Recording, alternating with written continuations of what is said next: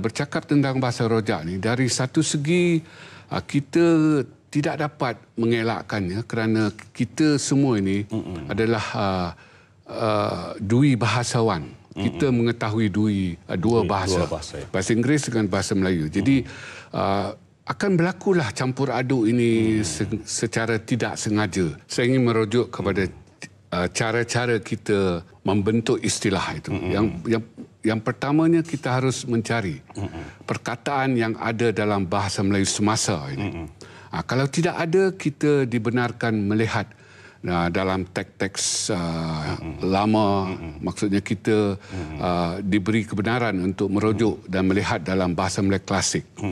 Kalau tidak ada lagi, kita merujuk kepada dialek-dialek Melayu, Kelantan, Terengganu dan sebagainya. Kalau tidak ada lagi, kita melihat dalam bahasa-bahasa serumpun, Tagalog, Bugis, Jawa dan sebagainya. Apabila keempat-empat itu sudah pun tak dapat kita laksanakan, barulah kita dibenarkan menterjemah yang bahasa Inggris itu. Tetapi nampaknya hari ini kita terus ke nombor 5.